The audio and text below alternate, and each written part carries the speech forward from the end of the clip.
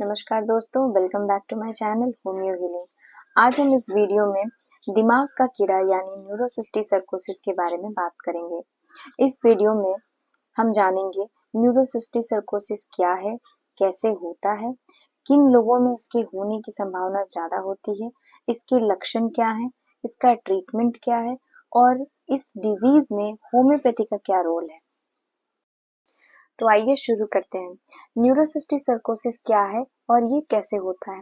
न्यूरोसिस्टिक सर्कोसिस एक most common और preventable infection होता है ब्रेन का।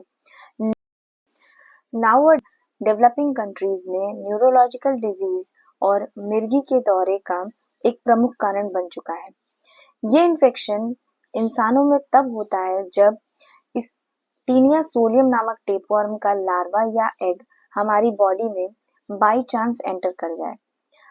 ये लार्वा हमारे ब्रेन, मसल्स या आईज में सर्कुलेटरी सिस्टम यानी ब्लड वेसल्स के थ्रू इन जगहों पर जाता है और सिस्ट का फॉर्मेशन करता है, जिससे कि ब्रेन, मसल्स और आईज जैसे स्ट्रक्चर के फंक्शन डिस्टर्ब हो जाते हैं।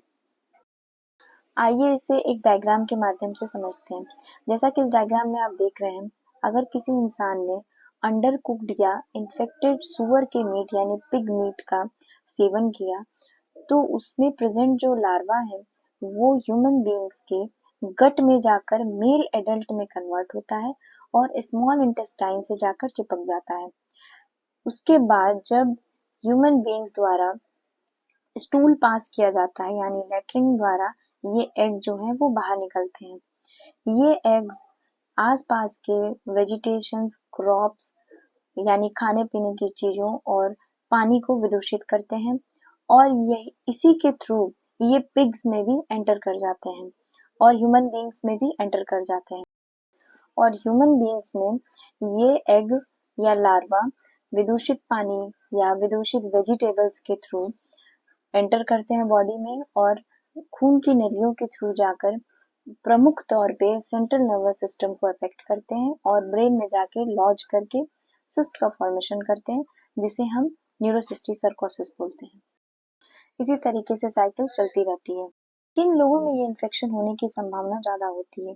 ये उन लोगों में होने की संभावना ज़्यादा होती है जो मिट्टी में उगे हुए वेजिटेबल्स का सेवन करते हैं, उन्हें अच्छे से धोते नहीं हैं, अंडर कुक्ड मीट या अंडर कुक्ड वेजिटेबल्स का सेवन करते हैं, क्योंकि ये लार्वा और एग जो है वो वेजिटेबल्स के पत्ते और सतह पर पाए जाते हैं, जिससे कि इनका हमारी बॉडी में प्रवेश करना आसान हो जाता है।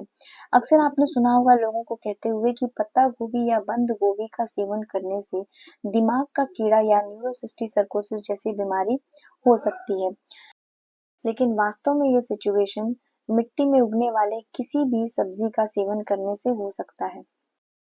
इसके अलावा सुअर से निकट संपर्क या सुअर का मीट खाने वाले लोगों में इस डिजीज के होने की संभावना ज्यादा होती है।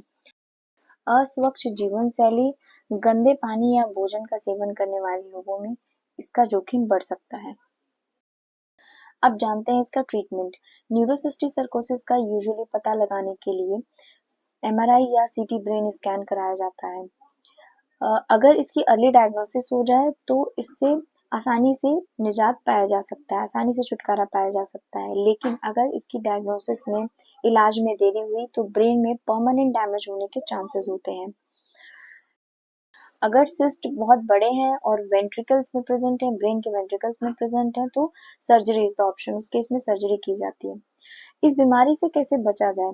इस बीमारी से बचने के लिए हमें सब्जियों को बहुत अच्छे से धुल के खाना है, बहुत अच्छे से पकाकर खाना है, अंडर कुक्ड मीट का सेवन नहीं करना है, मीट को अच्छे से पकाकर खाना है, स्वच्छ जीवन शैली, स्वच्छ खाना, स्वच्छ पानी का सेवन करना है और हर 6 महीने पे एक एल्बेंडाजोल की टेबलेट लेनी है।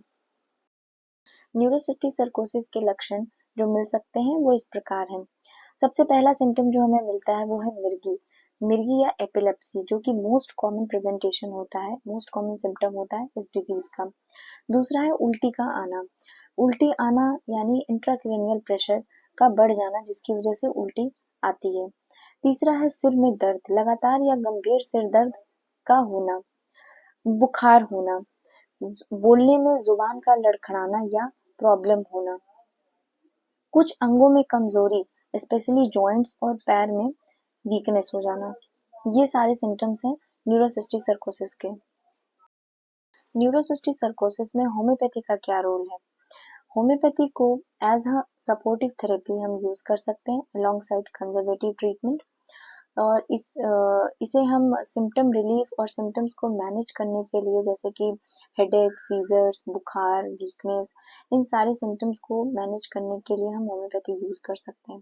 जैसा कि हम जानते हैं कि होम्योपैथी पेशेंट के या किसी पर्सन के ओवरऑल फिजिकल, मेंटल और इमोशनल स्टेट पर दिया जाता है, जिसे हम कॉन्स्टिट्यूशन मेडिसिन बोलते हैं।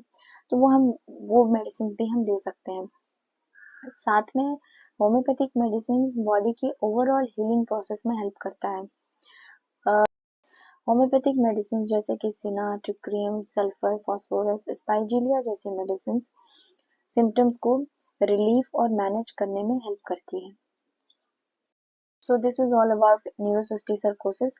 आई होप आपको मेरा ये वीडियो इंफॉर्मेटिव लगा होगा, बेनिफिशियल लगा होगा, और अगर आपको ऐसा लगता है तो प्लीज़ मेरे वीडियो को लाइक करें, सब्सक्राइब करें और ज़्यादा से ज़्यादा शेयर करें। Thank you.